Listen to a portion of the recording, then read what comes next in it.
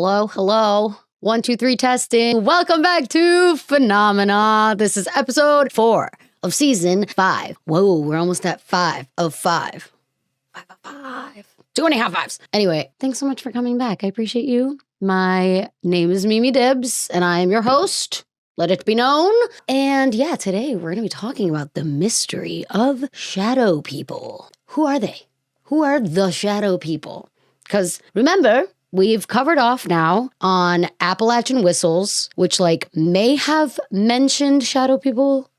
In that script, I vaguely remember that being a thing. And then we also have covered off on skinwalkers and wendigos and not deer, but and we were gonna cover off on shadow people, but there's so much to it. It deserves its own script. You know what I mean? Or so I was told by our lovely script writer, Angel, who wrote this one. Thank you so much, Angel. I appreciate you. So yeah, I'm super excited to find out what all the lore is that required it to have its own episode. I'm very excited. And shadow people are just weird and mysterious and creepy. Oh, and I'm pretty sure they were potentially part of friend of the pod, Sean's Phenomena Seance episode, in which they told us on that episode that their personal phenomena experience had something to do with shadow-like people, in that they were shadowy and didn't have a face, and they were just kind of yeah, I don't know. It just makes me think of the shadow in Peter Pan, how it moves on its own. I don't know. Or in scary movies, when there's a mirror and then that person walks away, but the person in the mirror doesn't, and you're like, ee! I don't know. But anyway, let's get right to it, shall we? Your hair begins to rise. Okay. You feel eyes on you, and suddenly, you're not alone. There is something out there in the darkness, or if you're really unlucky, even in the middle of the day. Great. Awesome. Actually, you would think shadows would be present where there's light, right? Look, there's some shadows. There are no shadows in the podcast room. Oh no. There's some, but you can't see them. But trust me. Oh, look, that's a shadow. Look at that. Oh, shadow. Ha-ha. I'm a real boy. But yeah, anyway, so I would think it would only be where there's light. But I guess darkness, makes most sense. How can you be darker than darkness? It can have glowing eyes or deep black sockets where eyes should be. Wow, again, we are just getting into one of these creatures that are missing eyes. People love to not have eyes, apparently, when it comes to any sort of haunting. I wonder if this has anything to do with haunting or paranormal activity. But yeah, something about eyes missing. Big theme among creepy things. It can appear and vanish in a second or linger for hours. Sometimes it comes back again and again. In your room, in the forest, down the road. Oh, the places you'll go. No, I'm kidding. We just go into a Dr. Seuss. They can be as faint as mist or as dense as a person standing right in front of you. Oh yeah, wait, that I feel is how Sean described his experience with, I would assume, shadow people, is that it was misty. You could kind of see, see the staircase behind them, kind of, or something like that, if I'm remembering correctly. But yeah, or sometimes they can be as dense as a person standing right in front of you. But they have no features. They are not 3D, I assume. They're just 2D black darkness. Yee! They are shadow people. These beings appear throughout history and culture, especially today, as one of the more commonly reported experiences. And yes, for me too. Angel, I'm not surprised. Angel, you're a spooky bitch, so that checks out. As a sleep paralysis entity, or out in the dirt roads near my old farmhouse, or even when I'm with friends who have seen them as well. I was actually wondering, shadow people seem... I wonder if they are the reason for some people's sleep paralysis demons, or some sleep paralysis demons appear as shadow people. Or maybe people think it's a sleep paralysis demon, but it's really a shadow person. I don't know. If you search, you can find videos of these entities across the internet, along with encounters that range from curious to deeply traumatic. So let's explore the phenomenon known as shadow people. Ooh, whoa, crazy, man. Quick pause for Phenomennouncements. Today I want to shout out at beautyxjailyn. So I must have seen one of her hair transformation videos. She does color and cut at Craig McQueen Salon in Atlanta, Georgia. And I must have seen one of her videos of her like talking. You know how like those videos, people like talking to clients and being like, okay, what do you want? And then they show the final product of like what they did. She's amazing. As soon as I saw her, I was like, oh my God, I added her to my Phenomennouncements list because I was like, this baddie deserves to be shouted out. She is incredible. She has a gift of like visualization and knowing exactly what people come in asking for and knowing how to bring that to life. And I think that is a very special gift. I will say, I don't think everyone has that like amazing kind of like, it's like manifesting in the form of like hair. Like she knows how to swoop the swoops and wave the waves, and she knows how to cut how and where and layers where there needs to be and then not when there doesn't. Like she just knows. I feel like I would trust her with my life. Like she's really great. So if you're in the Atlanta area, definitely check out beautyxjailyn, or if nothing else, just follow her on Instagram because some of the videos she posts are really, really fun to see like, oh, this person wanted this and wow, I was not expecting this to look this good. Like I thought it might look good maybe, but like now seeing it, I'm like, that's really good. I think just anything she does, she has a very good eye for like how to elevate a hairstyle. So you go, Jailyn. Well done. Awesome job. And now let's get into the lore. One of the most well-known shadow people is the Hat Man. Why? Why does he have a hat if it's not sunny out? Or is it sunny out and that's why he's a shadow? I don't know. Most commonly associated with sleep paralysis, he's also been reported along roadsides in multiple forests, and in quiet places, always watching the person who witnesses him. With what eyes? Like, does he have eyes or is he just like a figure with a hat? It's not functional. It doesn't make sense. Frustrating. I don't like when things like don't serve a purpose. He is an ominous presence. According to Timothy M. Brown Jr. of the Hat Man Project, his research alone has collected hundreds of first-hand accounts over more than 20 years. Oh, the Hat Man is a staple character. Descriptions vary, but certain details repeat. Shiny dots or sunken voids for eyes. Not the shiny dots and the sunken voids. Or what about the shiny dots and the sunken voids? No. Wearing a duster, trench coat, or sometimes even a cape. Yeah. He kind of reminds you of Zorro. I wish he was Zorro. That would make him better than he is, because clearly he's an ominous presence. But one feature never changes: the hat. Always the most notable part of his appearance, especially compared to other shadow people. A wide-brimmed fedora for some. A tall top hat for others. Ooh. Is he a magician? That'd be fun if he was just like, I'm the Hat Man. And then he like takes it down and there's like a bunny. No, such is not the case for the Hat Man, unfortunately. The Hat Man may be the most famous shadow person. I was going to say heinous. He is the most heinous and famous shadow person, but he is far from the only one.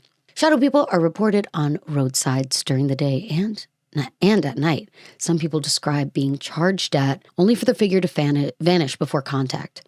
Others see them lurking in the corners of rooms, standing in windows, watching the people below. Ooh, I hate it. No. Again, with what eyes? Sometimes their eyes glow red, filled with anger that feels amplified by not knowing what they are. Yeah, I don't like that. That just like gave me a visceral reaction. There's something about like red beady glowing eyes I really don't like, unless it's on Mothman, in which case like Mothman can have little red eyes. I don't mind. But like a Hat Man, I mean, first of all, it's a man, so that's terrifying enough. Okay, don't even get me started. But for him to have like red beady eyes and the angry look, the filled with anger really like doesn't sit well with me. I hate that. Even more unsettling is when others can see them too. Yeah, pets are known to react, barking, freezing, staring directly at something their owners can't explain. Oh, so like instead of sometimes when like a dog or a cat like reacts to what we can assume is like a ghost that we can't see and we're like, hey, stop, what are you looking at? There's nothing there. This is kind of hinting at the fact that the owner can see the shadow person. And if your animal starts reacting to it, it like makes it more real almost. Ooh, hate it. Hate that. Many accounts involve multiple people witnessing the same shadow person at the same time. Yeah, so it's like shared psychosis or shared weird reality in which this shadow person decided to appear for a second and then vanish. Like anytime you have other people corroborating what you saw, like you're like, okay, well then obviously it happened. like we all saw it. So that's wild. Some of the earliest recorded descriptions appear in the Quran, where shadow-like beings known as jinn, Jinn, are said to have been created alongside humans and angels made of smokeless fire, precursors perhaps to what the Western world later called genies. Oh, I like that they are potential genies, but like scarier versions of genies because, I don't know, they're just like dark smoke figures. Oh, now that just reminded me, I wonder if Sean said it was like black smoke instead of a black mist. I think that's what he said, actually. I think he said that the shadow people that he like encountered where like, I don't know, you got to go watch that Phenomennouncements episode. It's a good one. I think it's the first ever Phenomennouncements episode we recorded.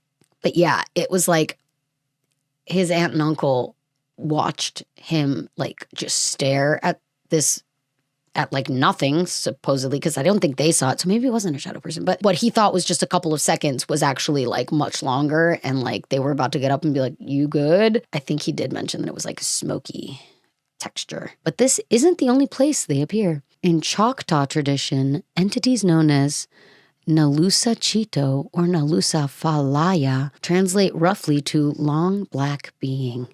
Ooh. In Japanese folklore, Kage Onna is a shadow woman who appears in doorways and windows, terrifying but not known to harm those who see her. Ooh, I kind of like her. I don't know. I like a silhouette, like a good silhouette moment. Like, oh, okay, work. Like, I love it. But I don't like the whole like ominous and angry presence. Like, but if she's just chilling, then like, cool, go off, sis.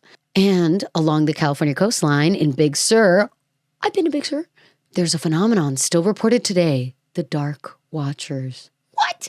Oh, okay. Well, I should mention that when we went to Big Sur, we had to, there was like a mudslide, so the road was closed. So we had to like go around and through. So we never like got to go like inside of Big Sur. We got to go like along the coastline and like go to like this restaurant. That was cool. But yeah, I feel like maybe this is like in the middle of the forest. I don't know. Shadowy figures that appear from the mist atop the Santa Lucia Mountains, standing along ridge lines overlooking the coast, waiting, commiserating, say it ain't so. Anyway, it's such a good, if you know, you know. I mean, if you don't know, get out of here, because what are you doing? An iconic song by Blink 182. But yeah, they're just watching and waiting. For what exactly? Nobody knows. I don't like that they're just chilling and waiting. What are you looking at? I feel like if people stare at me for too long, I'm like, can I help you? That's how we all, by the way, need to react to men. Like men need to be humbled into not fucking staring at women because they feel like it. Like, I feel like especially older men are so, older white men specifically, to me at least, are so okay with just being like, I'm like, hello? Can I help you? Do I remind you of someone? Like, take a picture. It'll last longer. Like, what are you looking at? God, the audacity. Anyway, like, don't look at me if you don't have a reason to. And this, that you don't even know, they're just watching and waiting and not even moving. Just a silhouette. Some say they've been there for centuries, waiting for something unknown. He thought it might be one of the watchers, who are often seen in this length of coast range, forms that look human to human eyes, but are certainly not human, wrote Californian poet Robinson Jeffers. Okay, Robinson Jeffers. What a great name. Robinson Jeffers. Yeah, I don't think that's even like creepier, because it's like, if people think it's a person, they'll be like, hey, and then it's just dead silent and just a silhouette watching you. Ooh. Heebie-jeebies. Spanish colonists in the 1700s called them Los Vigilantes Oscuros. Nearly 2 centuries later, John Steinbeck's mother was said to leave nuts and fruit as offerings on her walk to school. No way. And also, who's John Steinbeck? Did I miss something? I'm confused. Nope. Okay. Whoever, am I supposed to know who John Steinbeck is? Because I have no idea. But apparently, his mom would leave offerings for Los Vigilantes Oscuros. But vigilantes makes me think of like a vigilante, like anonymous. Like, the dark vigilantes. It's like, okay, are they good or bad? Across cultures, belief systems, and centuries, shadow people continue to appear. So why? Good question. That brings us into the theories. As with many phenomena, there may be a neurological explanation. Even pets who react so strongly may simply be responding to subtle cues, sounds, shadows, or instincts we don't fully understand. Yeah, I also feel like they can, like, if it looks like a person in that it's like a silhouette of a person, but it doesn't have any discernible smell, I feel like a dog and a cat's sense of smell is much more heightened than their visual sense. So they're probably like, if not person, why person shaped? You know what I mean? Like, they're just like, I don't smell anything there, but there's something there. So like, what's going on? You know what I mean? So that's crazy. And I could totally understand how that would freak animals out. In humans, researchers have found that stimulating the left temporal parietal junction. This is why I could never be a woman in STEM. Temporal parietal junction, or TPJ. Let's just call it TPJ. It's TPJ. Can create the sensation that someone else is present. Oh, I hate it. But like, it's not really there. Like, are you like, would we be making up the silhouettes? I don't know. I don't like it. But okay, that's one explanation as it relates to like something neurologically happening. Just like the sense that something's there, but nothing really is there.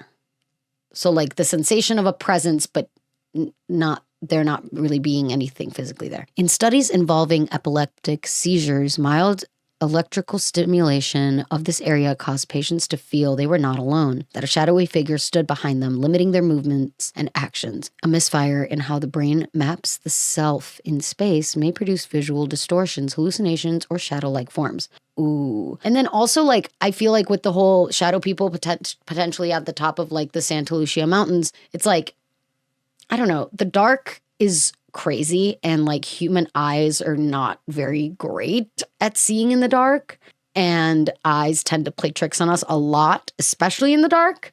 So I could see like weird trees, boulders, etc., looking like a person standing there watching. Actually, one time I went to Red Rocks to see glass animals, and the Red Rocks amphitheater, right? It's like all Red Rocks. And there was like a section, or there's like a little slit in one of the rock formations, and it looked like there was a person standing there. I know there wasn't. I'm fairly certain it was a rock, but it was like more in the crevice and you couldn't really see it. But like it looked like it was like shoulders and a head. And so like I think a lot of things can look like they're there when really not there. And then yeah, that sense of like, is something here in the room with us? I don't know. That's creepy. In this explanation, shadow people aren't external at all. They're patterns, static, a brain searching for meaning and finding it where there may be none.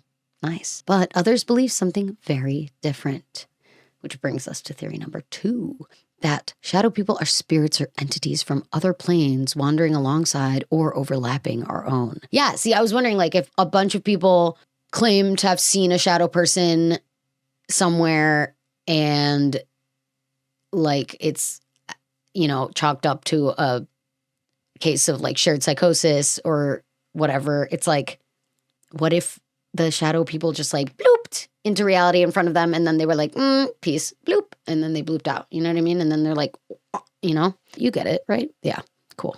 I feel like we're at this point where I could just kind of like start to, you know what I'm saying. You get it, right? Yeah.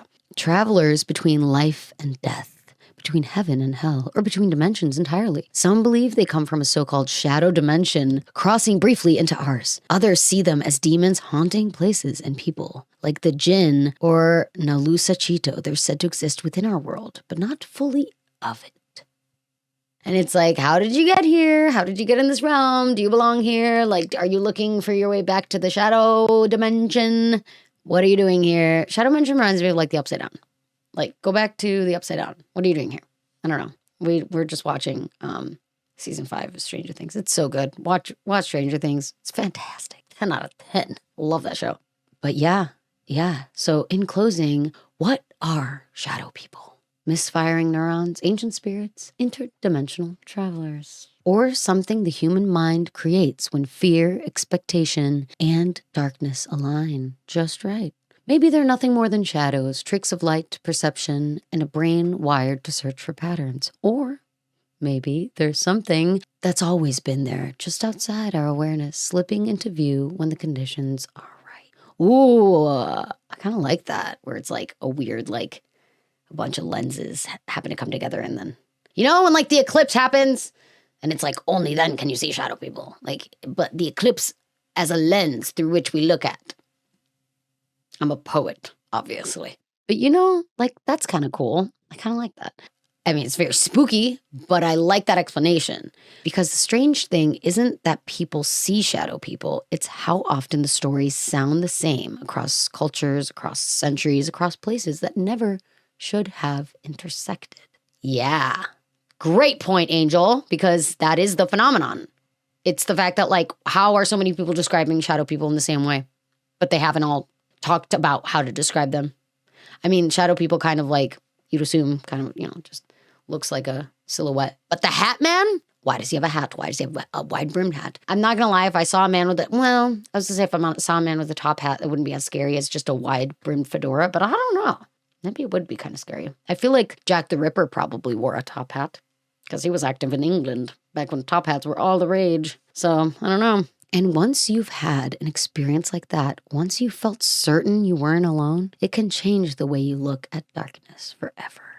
Not with fear, necessarily, but with curiosity and maybe a little caution. Because whether shadow people are neurological, cultural, or something we don't yet understand, they remind us of a simple truth. There's still so much about the human mind and the world around us that we haven't fully explained. And maybe that's okay. Yeah.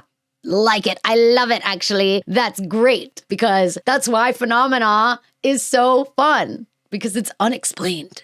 And like, if we could explain everything away, mystery wouldn't be alive and then life would be boring. So I like that they're like, nobody really knows what they are. But these are really good theories. I love that you laid out everything from the more like scientifically woman in STEM grounded neurological explanations to the more like cultural or the more like kind of wild, like interdimensional beings explanations. Nice. This is great, Angel. Thank you so much for doing that research. This was such a fun episode. Love. Let me know if you've ever seen a shadow person or if anyone you know has seen a shadow person and what they look like or, because like, again, back to like that tangent of what Sean saw, I think he described it because he was like close to one, you know what I mean? Like it was pretty in front of him. So, and I think he described it as like having a smoky kind of density to it, which is wild. But then some people say that they have like a misty density to them. And some people say they're fully as dense as like a human-shaped void right in front of them, which is almost like creepier, like just a matte black, just nothingness, like a black hole that's human-shaped. What if that's what shadow people are? Just like a black hole into another dimension. I don't know. I'm on to something. Let me cook, Like, what if you went through the shadow person and then you showed up somewhere else? Dad, has anyone tried to go through shadow people? What if they're just portals? Oh my God. I don't know. There's the whole we're going to get to black holes. I'm pretty sure at the end of this season. And Jodelle is doing that research. And Jodelle's like, I'm so excited to blow your mind. And I'm like, I'm so not excited to literally learn more about this crazy phenomenon that is black holes, because it's just nothingness. I'm gonna have an existential crisis about it. Whatever. We'll get there when we get there. In the meantime, shadow people, okay? Let me know if you've seen one. Quick reminder, we have an Expedia affiliate link, expedia.com/affiliate/season 5. My mom told me this weekend for the holidays that she was like, I always use Expedia. I was like, have you been using the Phenomena affiliate Expedia link for Phenomena? And she was like, no, should I? I was like, hello? No. Obviously, please do. I don't just mention it at the end of my episodes for fun. But I mean, also it is kind of fun. And you should just click on it and bookmark it and use it. Because it's like, I don't know. You don't know what happens. I don't know what happens either. it's kind of just like Phenomena. It's just a fun mystery that you should totally use. So again, it's expedia.com/affiliates/phenomena/season 5. Pokepic for this week's episode. Ooh, the Pokepic for this week's episode is Marshadow, the Gloom Dweller Pokemon. Marshadow, I love it. Oh my God, it's so cute. Wow. Pokedex entry, it slips into the shadows of others and mimics their powers and movements. As it improves, it becomes stronger than those it's imitating. Ooh. Is this the one that turns into like different beings depending on if it's ghost and fire and like fighting and fire or something, or steel and fire? I don't remember, but maybe I'm thinking of a different Pokemon. But either way, this was so cute. Oh my God. Aw, I love Marshadow. What a great Pokepic. And the fact that it slips into other people's shadows and then uses that to control people, that's pretty gnarly. That's kind of OP. I like that a lot. Very cool. Very great Pokepic. Big fan. Big fan. 10 out of 10. I love it. You should definitely think about commenting and sharing and liking and subscribing and pressing the like little bell button for more notifications if you like this episode. And check out all of our other episodes. We have a bunch of playlists and a bunch of episodes on our channel. I think we just hit 32K subs, which is so exciting. Thank you so much. I appreciate every single one of you guys, of you 32K. I clearly it wouldn't be possible without you. Quite literally, we would not have 32K subs without the 32K subs that have subbed. And that's math. Okay? So basically I'm a genius and very good at explaining. But you know what I mean? I appreciate it. Thank you. Thank you. Thank you so much. We have an email called phenomena.cases@gmail.com. That's such a very like European way of saying it. Like when people say like instead of my name is, you say I'm called. So that just made me think of that. But yeah, phenomena.cases@gmail.com. Feel free to email us anything your heart desires, but specifically any sort of like personal phenomena stories. We love to hear about what kind of experiences you've had, especially if you've had any experiences with shadow people. You gotta let us know, because I've never experienced or seen a shadow person, I don't think, except for that one guy in the rocks, one guy at Red Rocks. I don't know. Was he a shadow person? I'm fairly certain it was a rock formation that looked a lot like a person standing there. But, you know, who's to say? The jury's still out. We also have a Patreon that has 3 different tiers, a free tier, a $2 tier, and a $5 tier. And I always post, speaking of, I don't think I've been very bad about posting last week's, or the last episode's stuff on Patreon. I got to do that like right after I log off here, because I got to do it. You got to do your to-dos. Do your to-dos, guys. Come on. It's January. It's a new year. It's a new us, and we're going to get shit done. Speaking of, I got to post on Patreon, the Pokepic for every episode, my favorite GIF from every episode, an extra bonus reel, and the audio version of the episode. And the reel and the audio version of the episode are for paid patrons. And then everything is available for all of them. And then also for all the paid tiers, both the $2 and the $5 paid tiers get first access to the Phenomena Seance episodes. So yeah, definitely check it out. See if you like it. And also we have a Discord link pinned at the top of the Patreon. So join us on Discord, where I also reiterate the Pokepic and favorite GIF, and I didn't do that yet for the Krampus episode, but it's fine. We're all catching up after the holidays, right? I can't be the only one. But yeah, I'll get better about posting. And then you should join, and the more people join, the more I'll be like, oh shoot, I gotta post like on time now. People are counting. They're counting on me. They're counting on it. At least I've been posting the episodes pretty consistently, so. New episodes come out every Wednesday at 6 p.m. PST. And next time on Phenomena, we'll be talking about the Hessdalen or Hessdalen lights. I don't know how to pronounce that. Hessdalen or Hessdalen lights. I don't even know what they entail. So if you know about them, cool. If not, come learn about them next week with me, because I keep seeing them on lists of phenomena and I don't know what they are. Maybe they're a natural phenomenon. Sometimes tend to be. So I'm curious. But yeah. And remember, you can always explore the rabbit hole without falling all the way down. Don't lose yourself. by going down rabbit holes of theories and conspiracies and whatever. Just, take everything with a grain of salt. Not everything is meant to be fully explained. Just enjoy the mystery. Enjoy the mysticism. You know what I mean? YOLO. I'll see you next week. Bye.